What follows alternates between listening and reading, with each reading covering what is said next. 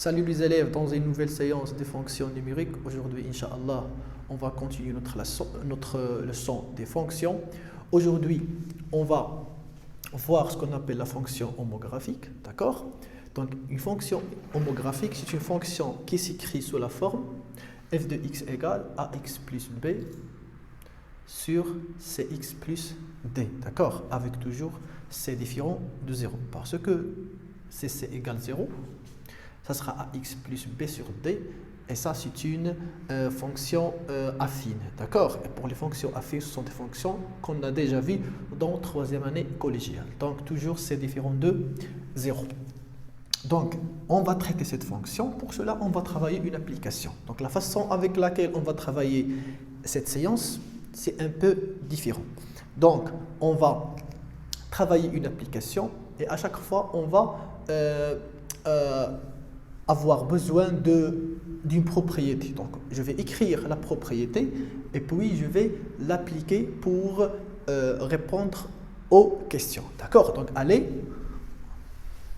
On commence notre application. Donc, on considère la fonction f définie par f de x égale 3x moins 5 sur x moins 2. La première question, déterminer d de f, question très simple, d'accord? Donc, tout simplement, d de f égale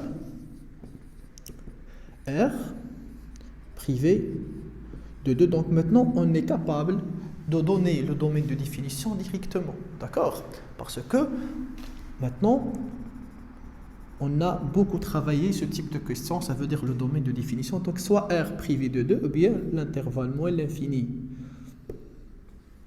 de union de plus l'infini. Donc, les deux sont corrects et on peut choisir la forme qui nous convient, d'accord? La deuxième question, donner la forme réduite de f de x. Donc, la forme réduite, on va expliquer ça veut dire quoi une forme réduite. Donc, pour toute fonction homographique, on a une propriété. Donc, ça, c'est la première propriété de cette séance. Donc, pour tout f, bien pour tout, je m'excuse, pour tout x appartient à t de f, d'accord? On peut écrire f de x sous la forme suivante. K sur x moins alpha plus bêta. D'accord? Avec, donc on a trois paramètres, avec K, bien je commence d'abord par alpha, avec alpha égale moins d sur c, puis K égale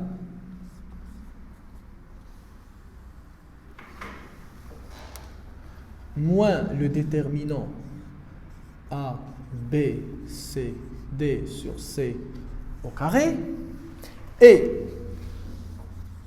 bêta égale A sur C. Donc, question de calcul pour calculer K, alpha et bêta. D'accord?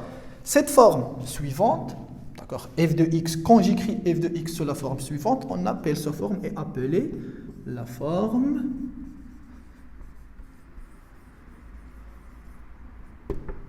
réduite. D'accord? Ça, c'est la forme réduite. Allez, essayons d'appliquer ça dans la question 2. D'accord? Donc, on a f de x égale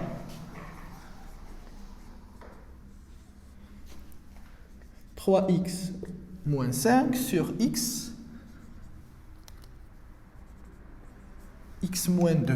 D'accord? 3x moins 5 x moins 2. Vous pouvez, pour vous faciliter la tâche, de noter, bien écrire la valeur de a, b, c et d. D'accord? Donc ax plus b sur cx plus 2. Donc a égale 3, b égale moins 5, c égale 1, d égale moins 2. D'accord? Maintenant, je calcule alpha, bêta et gamma. Donc, alpha égale Plus alpha, bêta égale. Donc alpha égale moins d sur c égale. Donc moins d, c'est moins 2 sur c, c'est 2. D'accord? Donc question de calcul très simple.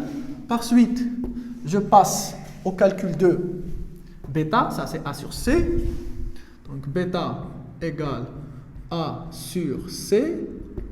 Donc a sur c, tout simplement, 3 sur 1, c'est 3. Et la dernière, c'est k, ça égale moins le déterminant a, b, c, d sur c au carré. Très simple, calcul très simple. Tout simplement ce qu'il faut faire, faites très attention. Donc je vais lentement pour que vous vous concentrez avec moi. Donc a, b, c, d, tout simplement 3 moins 5, 1 et moins 2.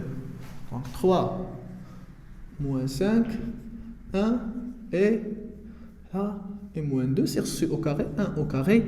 Donc 1 au carré c'est 1 et lorsque le dénominateur égale 1, donc on peut l'éliminer. D'accord? Donc égale moins 3 fois moins 2 c'est moins 5. Moins 5 c'est plus 5. Donc c'est moins 1, ça égale à 1. Donc à k égale k égale 1. OK? Par suite, donc ça égale donc f de x égale 1. Donc je remplace maintenant la forme réduite. Donc 1 sur x moins 2. Donc tout simplement je remplace 1 c'est k, donc ça c'est 1. X moins alpha, alpha c'est 2 plus bêta, bêta égale combien? Bêta égale 3. Donc ça c'est la forme réduite de f, d'accord? Ça c'est la forme réduite, la forme réduite de f, d'accord? Une remarque très importante, c'est qu'on peut écrire la forme réduite sans utiliser les paramètres suivants, sans faire tout ce calcul. Mais cette technique, elle n'est pas vraiment à la portée de tout le monde, d'accord? Parce que la méthode suivante, tout ce qu'il demande, c'est le calcul, d'accord? Tous les élèves peuvent l'appliquer. Ce que je viens de faire, c'est une autre méthode qui est à la portée de quelques élèves, d'accord? Donc, faites très attention. Qu'est-ce que l'on doit faire? Tout simplement, on prend f de x égale voilà, 3x moins 5 sur x moins 2. Faites très attention. Pour cette méthode, ce que je cherche de faire, c'est j'essaie de factoriser avec le dénominateur. Donc je cherche à factoriser avec x moins 2, d'accord? Mais au numérateur. Comment je dois faire ça? Comme vous remarquez, moins 5 et 3, donc ils n'ont pas vraiment un multiple commun, ou bien il n'existe pas vraiment un facteur commun entre 3x et moins 6. Donc ce que je fais, je vais ajouter moins et soustraire moins. Donc ça égale 3x moins 6 plus 1 sur x moins 2. Par suite, je sépare la fraction. Ça égale donc 3x moins 6 sur x moins 2 plus 1 sur x moins 2. Et par suite, je factorise avec 3.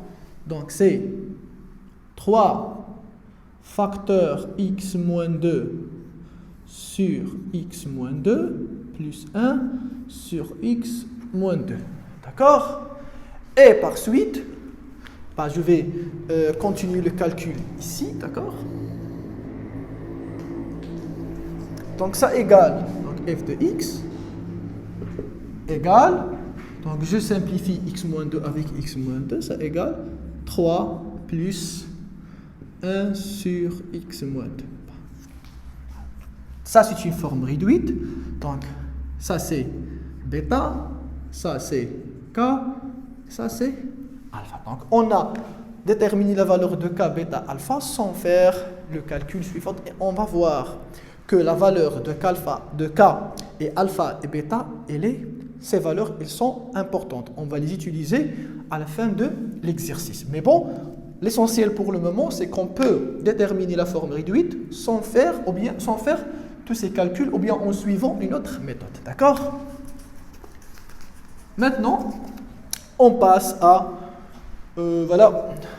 au tableau de variation. Pour tracer le tableau de variation, on va voir une autre propriété. D'accord? Voilà, donc on va laisser la forme réduite et on va écrire une autre propriété concernant la fonction homographique. Voilà, faites très attention. Donc, la deuxième propriété, c'est une propriété concernant le tableau de variation. D'accord? Donc tout simplement pour tracer le tableau de variation, pour la fonction f de x égale ax plus b sur cx plus d, qu'on peut l'écrire, attention, sous la forme réduite, c'est-à-dire k sur x moins alpha plus bêta. Voilà.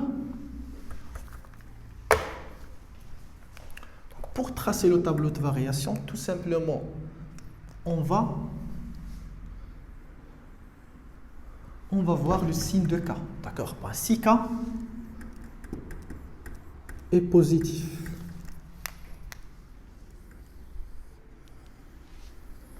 faites très attention. X, F, le domaine de définition, c'est moins l'infini plus l'infini. Attention, la fonction, elle n'est pas définie à alpha. Ça veut dire le domaine de définition, c'est R privé de alpha. Et vous pouvez remarquer ça dans notre fonction. C'est R privé de 2. Et alpha, c'est 2. C'est toujours le cas. D'accord? C'est une règle. D'accord? Donc, toujours, c'est R moins alpha. Donc, toujours, on a alpha ici. D'accord? Voilà. Donc, la fonction, elle n'est pas définie à alpha. Donc, voilà. Donc, si k est strictement positif, la fonction, elle est décroissante. Si k est négatif,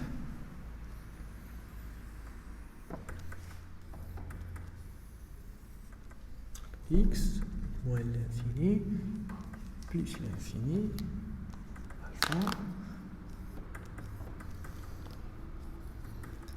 Donc la fonction, elle est strictement croissante.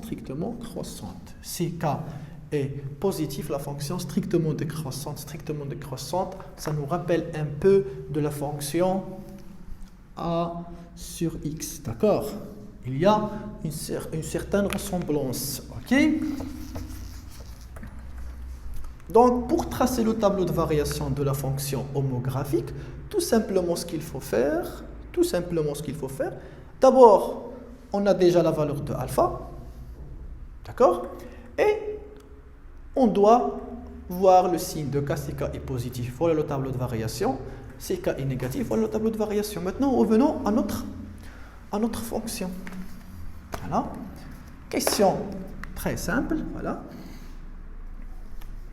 F de x. Donc, la question du tableau de variation, c'est la question numéro 1, 2 et 3. Tout simplement, quand vous voyez que k, dans notre cas, égale 1 strictement positif, Donc le tableau de variation,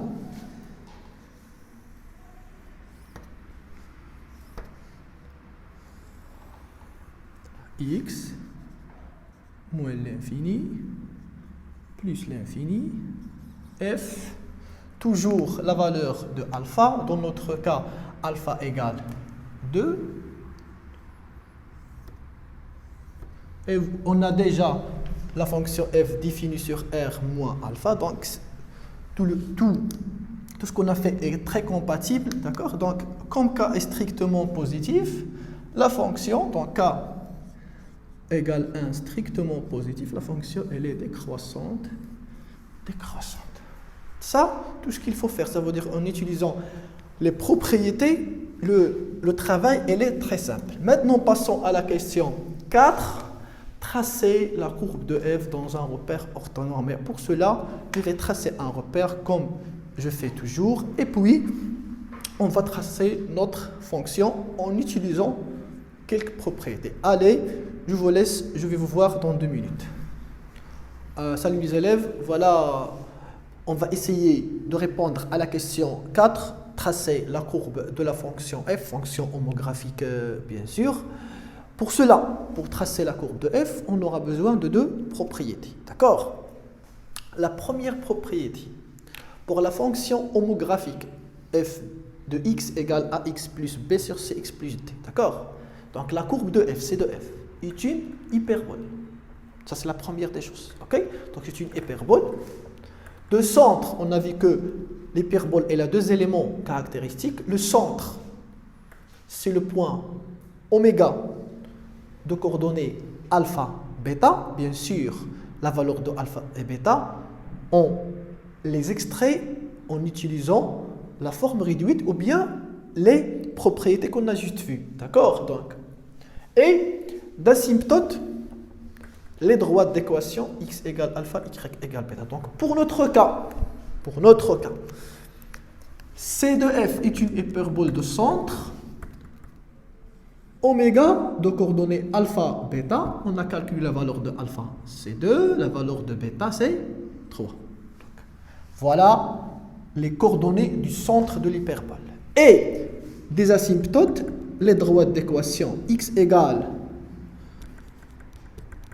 3, je m'excuse, x égale 2, parce que alpha égale 2, tout simplement je remplace, et y égale 3.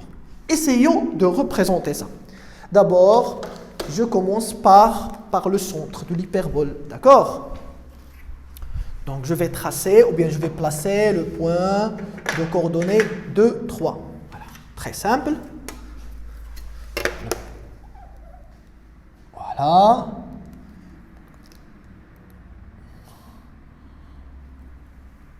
Je pense qu'il sera, voilà, pour que ce soit pris. Voilà. Est-ce que c'est le point que l'on veut? Voilà, c'est le point suivant. D'accord? Ça, c'est le point. Ça, c'est le point. Ça, c'est le centre de l'hyperbole. Par suite, on trace les 2 droites. La droite d'équation x égale 2 et la droite d'équation y égale 3. C'est très simple, d'accord? Une droite qui est parallèle, attention, une droite qui est parallèle à l'axe des abscisses et qui passe par le point oméga, et une droite qui est parallèle à l'axe des ordonnées et qui passe par le point oméga. Je pense que c'est très simple. Voilà, donc tout simplement, c'est comme on va tracer un repère orthonormé de centre oméga, ou bien d'origine oméga. D'accord? Allez.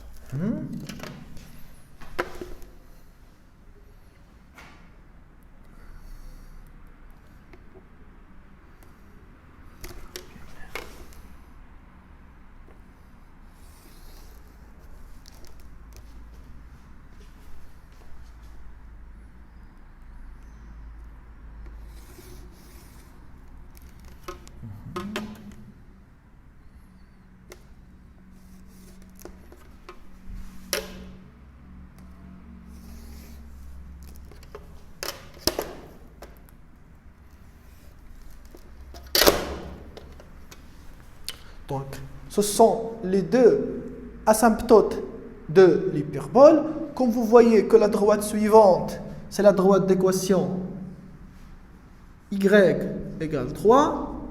Donc, et ça, c'est l'équation x égale 2. D'accord? Ce sont les asymptotes de l'hyperbole. Donc maintenant, plus ou moins, on a une idée comment il sera notre hyperbole. Donc il sera de la forme suivante. Comment je sais que c'est de la forme suivante, pas de la forme suivante? Parce que la valeur K est strictement positive, comme on a vu la dernière fois. D'accord? Avec le cas de A sur X. Si A est positif, l'hyperbole, il sera de la forme suivante. Si A est négatif, il sera de la forme suivante. D'accord? Allez. Maintenant, comment on va tracer la courbe? D'accord? D'une manière précise. Faites très attention. On va utiliser la deuxième propriété, C de F. D'accord? La courbe de F est l'image de l'hyperbole de l'équation x égale K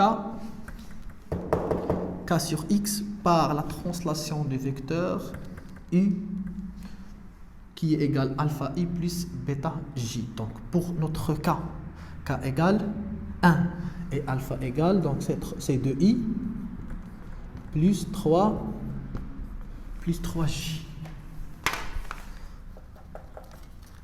Pour tracer la courbe de F, on va utiliser la même technique qu'on a utilisée la dernière fois pour tracer la courbe de AX au carré plus BX plus C.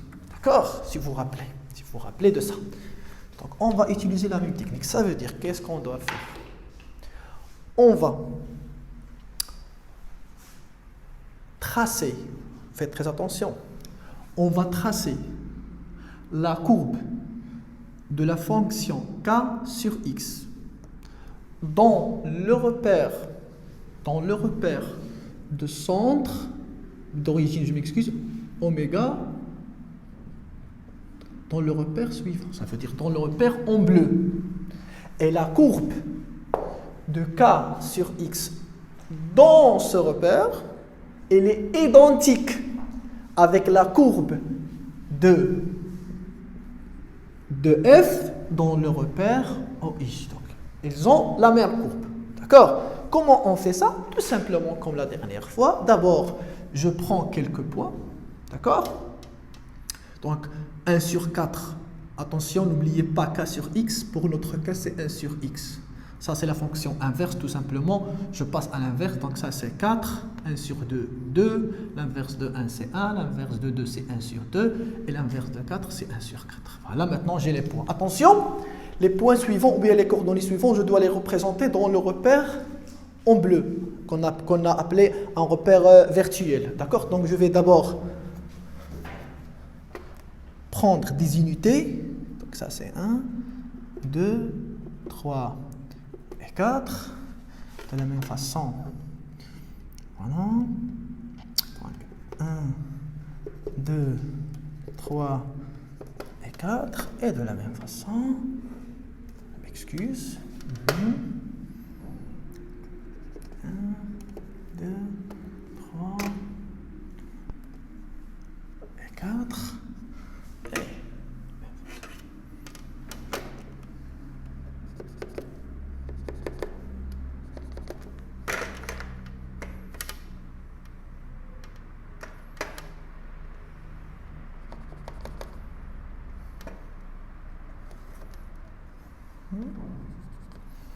Voilà.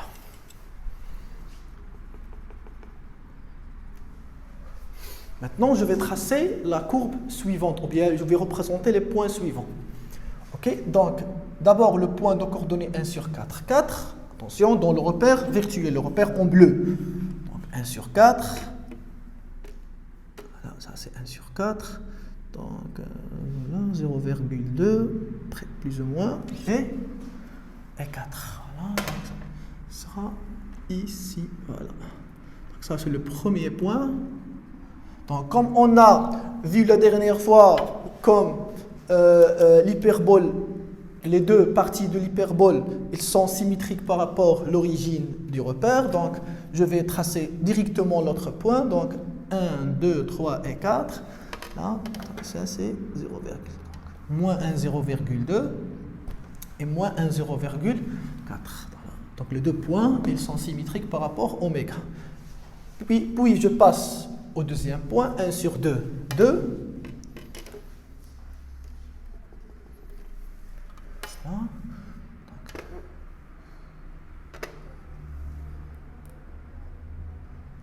Voilà. Et de la même façon, donc 1 sur 2 sera ici. Voilà. Donc voilà le deuxième point. Je vais mettre les points de couleurs différentes pour que les choses soient claires. Par suite, le point de coordonnées 1, 1.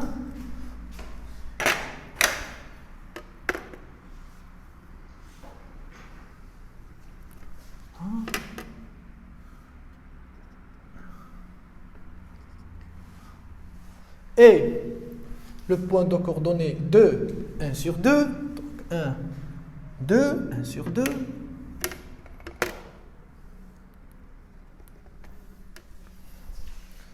2, 1 sur 2, 1, moins 1, moins 2, 1 sur 2. Voilà. Et à la fin, 4, 1 sur 4. Donc 1, 2, 3 et 4, 1 sur 4. Et de la même façon, 1, 2, 3 et 4 et 1 sur 4. Voilà. Plus ou moins, c'est ça, d'accord? Allez, maintenant, je vais essayer de relier les points. D'abord, je commence par la partie suivante.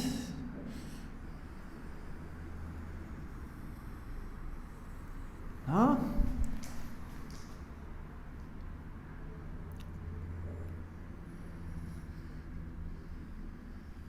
Voilà. Et la deuxième partie, donc, ça c'est presque 1,2, donc il faut être ici.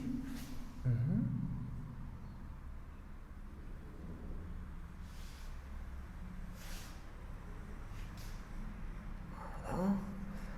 Plus ou moins c'est la même chose. Donc, voilà. Donc, ce que vous voyez ici, c'est la courbe de f. La courbe de f, comme on a dit, c'est une hyperbole. D'accord? C'est une hyperbole, bien sûr.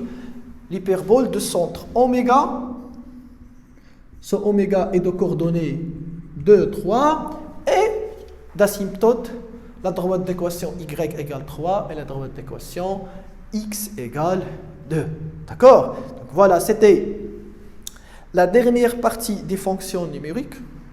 Ça, c'était la fonction homographique et la représentation graphique de cette fonction.